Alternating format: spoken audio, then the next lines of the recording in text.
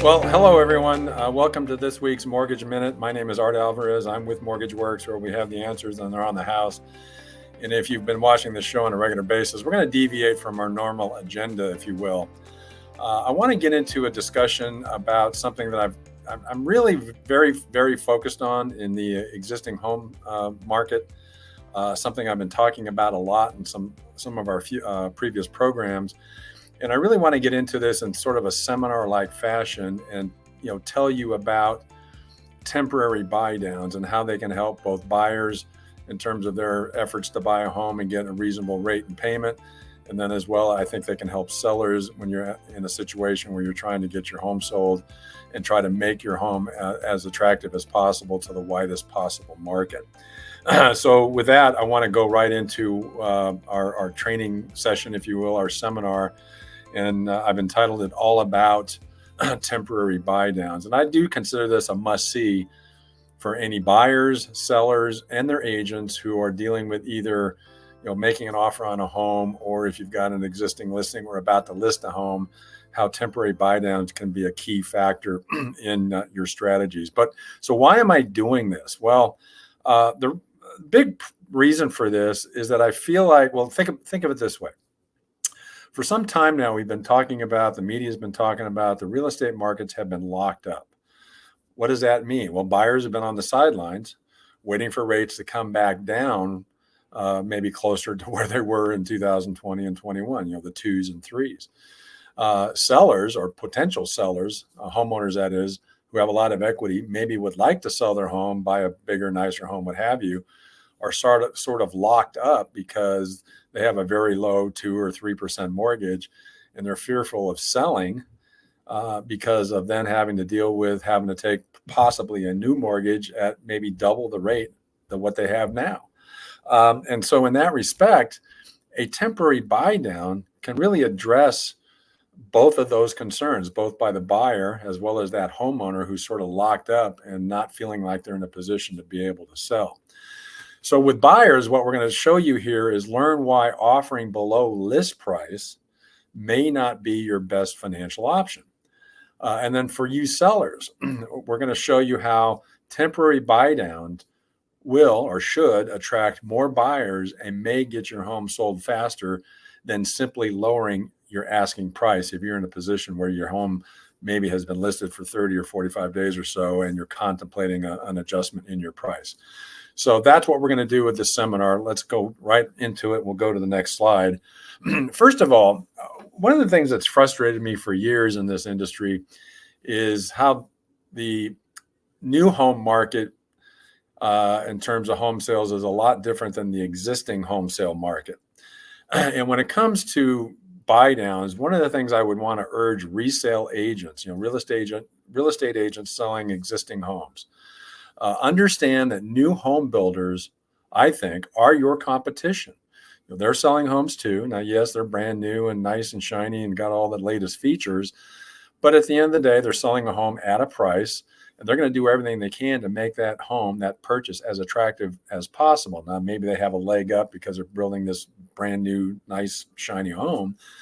But at the same time, builders, I believe, understand financing and its role in helping get their homes sold. So I would say to really resale agents, builders are your competition, particularly the production home builders. Don't fight them, join them. And what do I mean by that?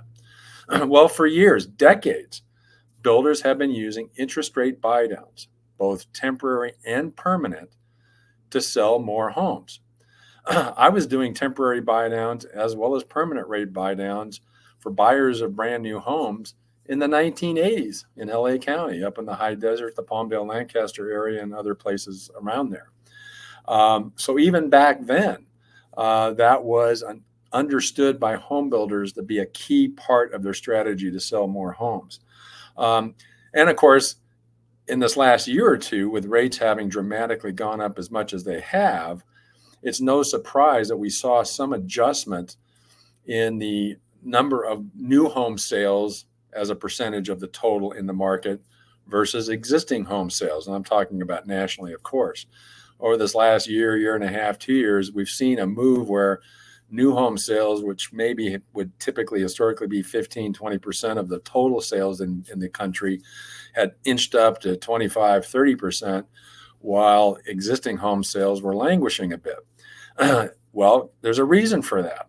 New home builders, again, understand financing, and when rates started to rise dramatically, they jumped in quickly with strategies to help the buyer address their biggest concern: high rates. Give them an option to address that concern. Builders understand that. They react to conditions in the market that require doing that, and they get it done, and they get more homes sold because of that. So again, builders understand the critical role of mortgage financing in terms of attracting more buyers. It reminds me back again in those days in LA County when I was up in that higher desert, Palmdale, Lancaster. We had a branch office for the company I was working at, and we did mostly loans for buyers of new homes. And one of my key customers at the time was a developer out of the San Fernando Valley. They were called West Venture Development. And they were building hundreds of homes in what that's called the Antelope Valley. And one of the principal owners of the company, his name was Lou Berkowitz. He had a background with K&B, Kaufman and Broad. He would call me from time to time. I would go to his office in Encino, and we would have a strategy session to talk about what we could do from a financing perspective as their preferred lender to provide attractive loan options to their buyers. In a lot of cases, that would involve either permanently buying down a loan or more often temporarily buying down the loan. And that proved, again, to be a successful strategy to help them. And of course, we did this with other builders, help them get more homes sold. So I think that's a critical part of the understanding of this strategy. New home builders do it really well. I want to see the resale markets focus on this more, do this well. I think then you can compete with those home builders and you might get a few more homes sold. Or if you're a buyer, be able to buy a home and get that home at a much more attractive payment schedule. So with the next slide, what I want to talk about is what exactly is a temporary interest rate buy down? It can sound kind of complicated, but it really isn't. In fact, it's incredibly simple. So I'm going to try to explain that. With a temporary interest rate buy down, you're going to take whatever the mortgage is that's available at current rates, what I call the market rate, which essentially is what's the best rate available for an FHA or a conventional conforming loan. What's the best rate available for a given credit score at 0 points? And so let's consider that would be the note rate. Right now, as of right now today, conventional conforming mortgage rates are right around mid sixes, let's say 6.5. In December, actually, when we were preparing this program, they were actually dipped down to the sixes, or right around 6. Now, FHA, VA, we're still around 5.75. So let's consider that the note rate. What a buy down does is it provides an ability to subsidize that rate that the borrower is going to undertake, subsidize it for 1 to 3 years. So what does that mean? Well, if you subsidize it for 1 year, that means, let's say if we're starting at 6.5 as the note rate for a 30-year loan, then for the first year, the rate would be subsidized to 5.5. If you did this for a 2-year period, the rate would be subsidized the first year by 2%, 1% the second year. Or if we do 3-year subsidy, then it would be 3% the first year, 2% the second, and 1% the third. So the cost to do this, to buy down that note rate for that 1 to 3 year period, is typically paid by the seller, not the buyer. In fact, most lenders won't let the buyer pay for the buy down. In fact, frankly, anyway, it doesn't make financial sense for the buyer to do that because you're just giving, you'd be providing a good amount of your own money up front to subsidize the payment schedule over the next 3 years or 2 years or 1 year. And that's a diseconomic thing to do. Now, sometimes when the seller cost for the buy down is considered as points, but that's not so. It's technically not points. It's an interest rate subsidy. So that's an important subtlety about temporary buy downs. The cost that the seller incurs is not considered part of the points and fee limits that the Consumer Financial Protection Bureau installed way back in 2010 for the current conforming loan environment. So again, the seller paid cost of the temporary buy down is not technically considered points. And what the seller is simply doing is they're paying the difference in the payment each year based on what that bought down rate is. So they're going to look at the payment the first year, the payment the second year, the payment the third year, compare it to what that note rate payment will be when the subsidy period is over, and then calculate the difference in the monthly payment each year for the period of the rate buy down. So let me give you some numbers that will show this to you in a little bit more detail. And on this screen, what we're going to do is we're going to show you how the calculation works, or what the buy down options are, I should say. So again, I described it earlier. A 1.0 buy down, the interest rate's bought down just for 1% for 1 year. Those are not that common. Obviously, that's not that much of a benefit to a home buyer, a borrower. 1% is certainly helpful in terms of lowering that payment, but it's not going to have quite the pizzazz as if you did it for a 2 or 3 year period. For example, on a 2-1 buy down, the interest rate is bought down 2% the first year, 1% the second year. And then with a 3-2-1 buy down, interest rate is bought down 3% below the note rate the first year, 2% below the note rate the second year, 1% below the note rate for the third year. So you don't actually get to that note rate until year 4. So you've got a 3-year period of having a below market rate and therefore payment on your mortgage. And again, the cost is simply the difference in monthly payment between the note rate and the bought down rate times 12 for each year, 12 monthly payments, and then you get the total. So you do that first year. If you're doing a 3-2-1, you're going to calculate that times 12. Then for a 2-1, for the second year, 2% below, calculate that, and then 1%. So, and in fact, in that respect, one of the things I'll tell you is when this cost is calculated, here's a rule of thumb to consider. On a 2-1 buy down, on average, the total cost of the 2-1 buy down to the seller would be about 2.25% of the loan amount, plus or minus, depends on where the rates are at. For a 3-2-1, the total cost of the buy down to the seller is going to be about 4.5%. And again, that's 4.5% of the loan amount, not the purchase price. So again, rule of thumb, 2-1 buy down, on average, about a 2.25% cost of the loan amount, not the purchase price. 3-2-1, about 4.5%. So keep that in mind. And now we'll go to an example of the cost calculation for these buy downs. In this case, I'm going to use a 3-2-1. And let's make a couple of assumptions here. With this example, I'm assuming a purchase price of $625,000 with a 20% down payment. So your loan amount's $500,000. And at the time we prepared this earlier, a couple of weeks ago, conforming rates were closer to 6%. So I chose a 6% rate. Being optimistic there, we're a little bit higher now, but I'm sure we'll be coming back to that hopefully soon. So again, $500,000 loan amount, 20% down on a $625,000 house. The principal and interest for that loan is going to be about $3,000 a month. So if we're going to do a 3-2-1 buy down off of that 6% note rate, let's calculate what the cost is going to be. Well, the first year at 3%, the principal and interest is $2,109, not $3,000. The difference, $891. $891 times 12, $10,692, as you see on that slide. Second year, the principal and interest at 4%, $2,389, or $611 a month lower than the note rate.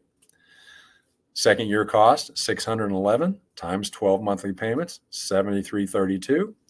Third year at 5%, the principal and interest is only $26.86, $314 lower than that $3,000 payment at the note rate. That third year benefit, 314 times 12, $3,768.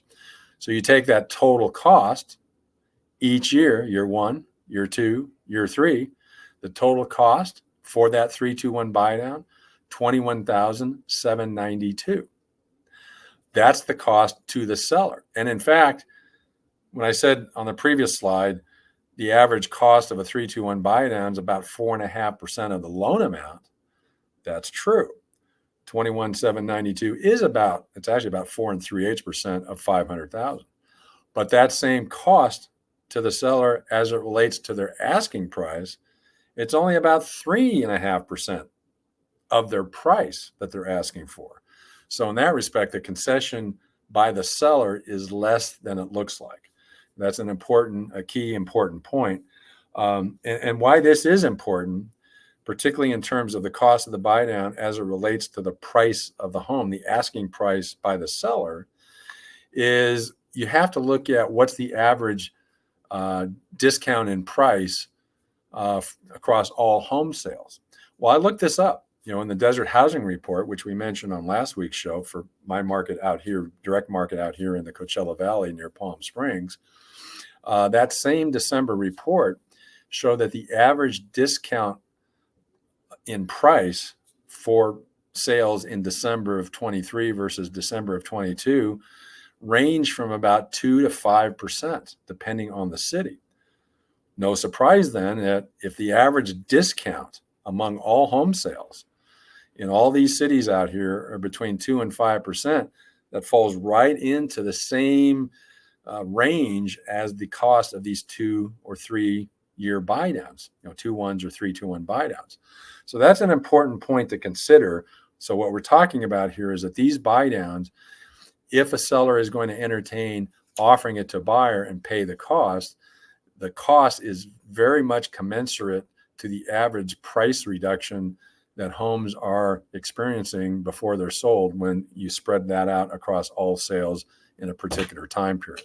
So with that, I want to go ahead and show you a little bit more specifically on this same purchase scenario. And this is really coming from the seller's perspective.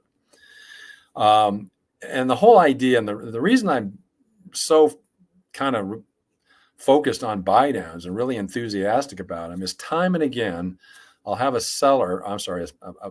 buyer's agent actually call me to pre-qualify a buyer because they're going to make an offer on a home. Well, in the last week to 10 days, I've had multiple situations like that.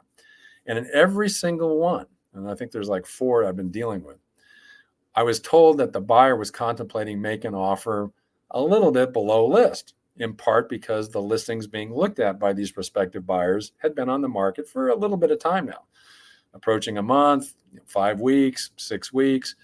And usually the rule of thumb is if you've got a listing on the market for 30 days, you don't have any offers, that's a pretty strong signal. It's time to consider adjusting your price, which is essentially providing a concession to prospective buyers. So in this case, again, using that same example of a listing at $625,000, and let's say it's been on that MLS system for 40 days and they don't have any offers. And the seller's getting anxious, motivated to move. Seller and their listing agent start talking about lowering the price. Well, here's the first option, and the very, very common one. It's so simple. Most, sellers and their agents sort of default to this. We're not getting any action. We need to lower the price. So in this example, what I'm showing is, let's say you lower it from $625 to $600.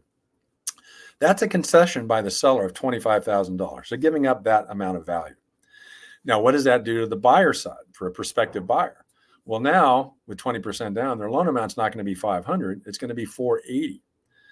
And what that means is the principal and interest is going to drop from $3,000 at $500,000 loan amount to $2,878.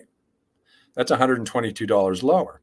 So that does point out that if the seller, in getting more anxious about selling their home, is willing to offer a concession by lowering their list price by $25,000, there is some benefit to that buyer who otherwise was contemplating and buying it at full list. By nature of the price reduction, they get an opportunity to get a smaller loan amount, which is going to save them some money per month in the mortgage payment. And at a market rate, again, in this example, we're using 6%, it's $122 a month. It's okay. Not so much that you can get real excited about it, but it's something, right? Well, here's the other option.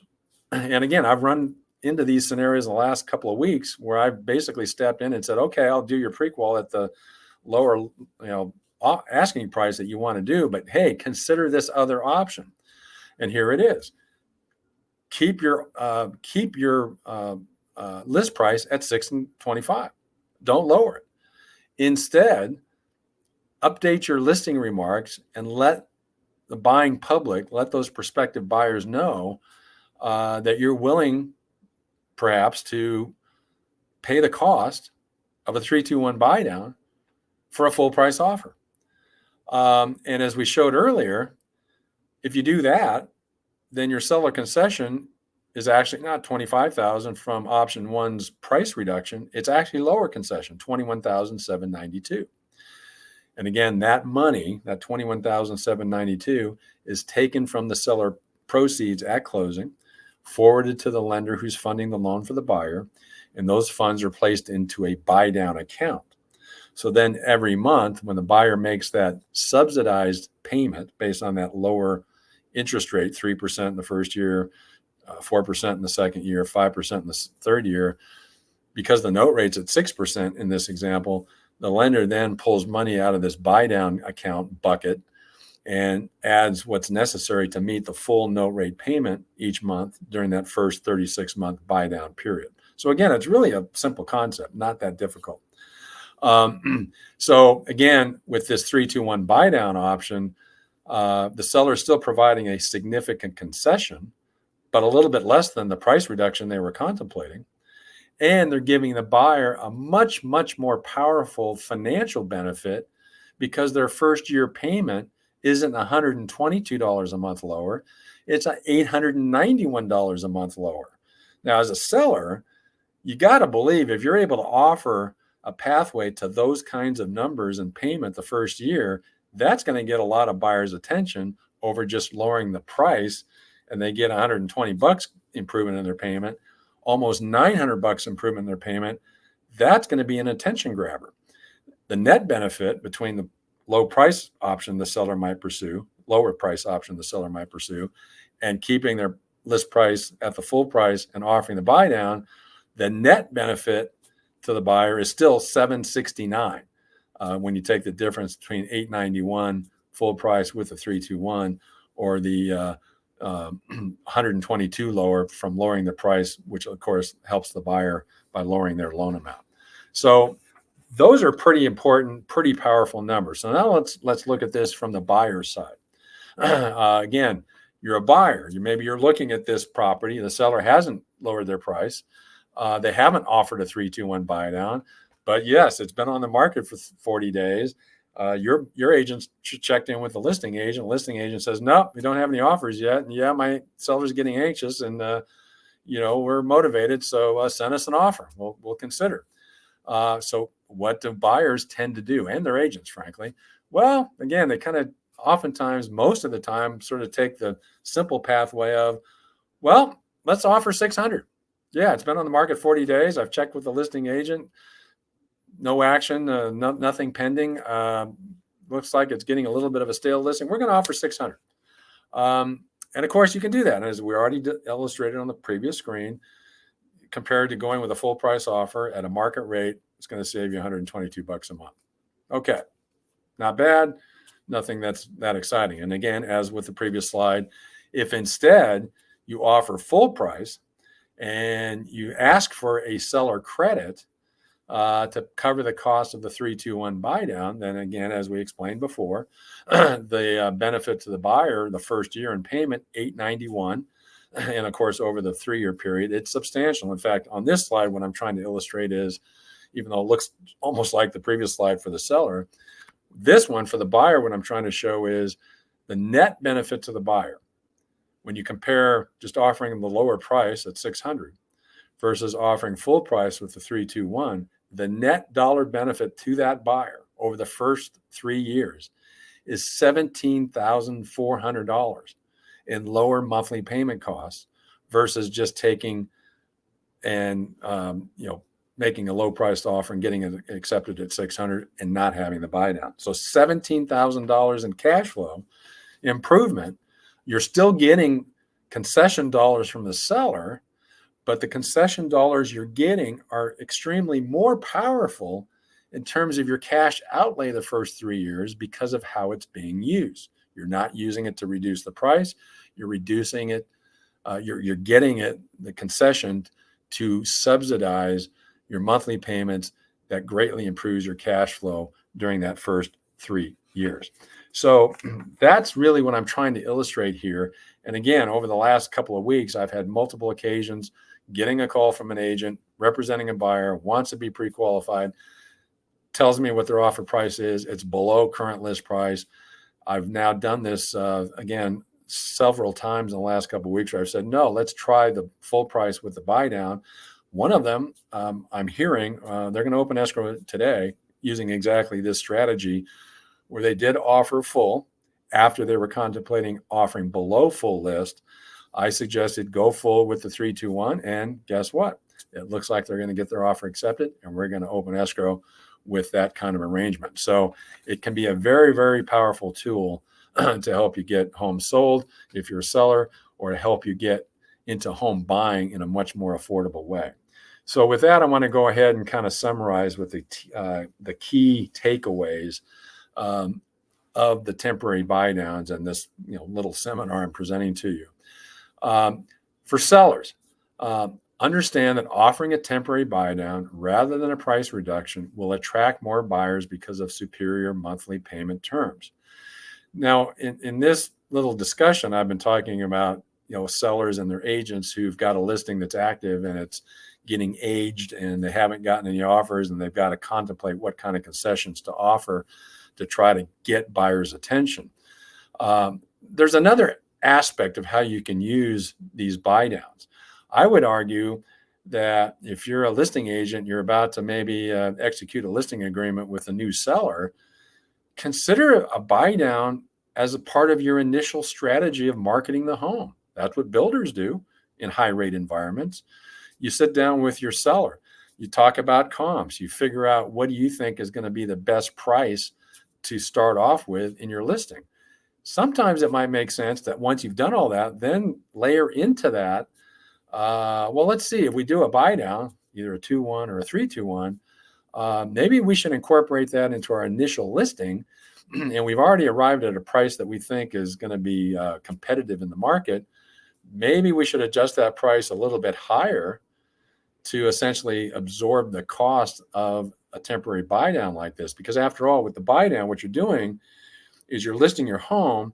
And if you offer that buy down immediately when the listing is activated, you're sending a strong signal to those prospective buyers. Hey, I'm a seller over here. I want you to buy my house, and I'm going to give you an opportunity to get you a below market rate, maybe down into the 3s if it's a 3-2-1, or down into the 4s if it's a 2-1. That's a powerful message if you're putting that out there right when you first list your home. So I would argue that these buy down strategies should be part of your initial listing, initially activating your listing, and consider adjusting your asking price to at least cover maybe, if not all the cost of the buy down, a portion of it, and give that a try. I suspect you're going to find that more successful than you think it would be. For buyers, as I've gone over, submitting a full price offer with a temporary buy down is going, rather than the low price offer, is going to provide you much, much more superior payment terms and allow you possibly to actually extract less concession out of the seller than just asking for a lower price. It's kind of funny how that works out that way. But in any event, it's something that sort of doesn't come to mind initially, but it actually can work out to where I call it, in this next point, a win-win situation. If you're looking at just whacking off $25,000, $30,000, $40,000 off the price, but then you end up finding out that you can get, as a buyer, much more financial benefit from doing a 2-1 or a 3-2-1. What you end up finding is, as a side benefit to the seller, is the total concession that you're asking for may not be as much as the price reduction that you're otherwise contemplating. So that's why I say this is a really good win-win situation for buyers who have still been hesitant because of high rates. Use your buy down options when you're making that offer to soften the blow of where rates are at. And then for you sellers, if you're having trouble getting your property moved, pull in the buy downs as a strategy to kind of regain attention in the market and get somebody motivated to maybe make an offer at your current list price. And like I said earlier, more importantly, if you're activating a new listing, I think it's a really good idea to consider a buy down option as part of your initial marketing efforts. Now, one thing I do want to point out, point of caution, because sometimes this is misunderstood. When you're doing a temporary buy down, the buyer is not qualified on the buy down rate. So if you're doing a 3-2-1 off of 6%, the buyer's not going to be qualified. They're not going to have their debt ratio calculated off of 3%. It's going to be the note rate. And that's true whether it's a 3-2-1 or a 2-1. So a temporary buy down is a financial tool to lower the monthly payments in the early years of the loan. So it's addressing the buyer's objection to high mortgage rates, but it is not a qualifying tool. So I can't emphasize that enough. All loans where there's a temporary buy down involved are going to be qualified based on a debt ratio from the note rate, not from the buy down rate. So keep that in mind. And lastly, what I want to leave you with here in terms of these buy downs and why I think they're such a great tool and why I think in the existing and the resale home markets, I feel like it's really underutilized. Temporary buy downs essentially provide you a one-sided bet. What they do is they provide you to still get into home ownership, lock in a worst case rate on a 30-year fixed at current market rate, again, right around the mid sixes. But then it gives you the benefit of having a lower monthly payment for anywhere from 2 to 3 years in general. One-oak buy downs, again, are not used that often. So for 2 to 3 years, it gives you that lower monthly payment benefit over current market rate. So what that's really means is it's giving you a 2 to 3 year window to be on the lookout for a refinance opportunity. Now, the markets in general are all optimistic that we should see rates fall in the next couple of years. I think it's going to turn out to be maybe a little slower and take, and therefore a little bit longer than was originally expected. But keep in mind that in terms of the history of mortgage rates, if you throw out the low pandemic years, you throw out the high point in December of 1981, the average mortgage rate in the U.S. over the last 50, 60 years has been right around 5.5. So we are going to get back to those levels. And if we get back down to 5.5, 5.25, 5, there's going to be a lot of refinancing activity going on, particularly true if we get under 5 and maybe get into the high 4s. And there's a lot of folks, including people who know a lot about financial markets, that think that can happen in a relatively short 1 to 3 year period. If that bears out, if that proves to be true, there's no better position to be in than using a 3-2-1 buy down. Get into home ownership today. You've got that one-sided bet. You've locked in a ceiling on your note rate. You've got 3 years to watch for that compelling refi opportunity so you can refinance into a lower note rate. You really, really can't go wrong, because by doing that and getting into home ownership now, when rates do fall, home prices are not going to fall. Home prices are going to go up even more, in my opinion. And so that's why I think it's very important. Get into home ownership now, and these buy downs would be a great tool to use to get you into that position. So with that, I'm going to go ahead and conclude the seminar. I hope you found this to be interesting and helpful information. If you're a buyer contemplating purchasing a home, you or your agent, feel free to contact me. I'm happy to give you some written worksheets on these kinds of buy down scenarios, at least for you to look at and consider before just offering a below list price or submitting a below list price offer. For you sellers, if you got a listing that's languishing a little bit, you're trying to figure out creative ways to get buyers' attention and frankly help them buy your house, then address their biggest concern. That's interest rates. Give them a way to access below market interest rates. These temporary buy downs will do that. So with that, again, I want to thank you for watching and listening, and stay tuned next week when we'll have another edition of Mortgage Minute. I'm Art Alvarez at MortgageWorks, where we have the answers and they're on the house.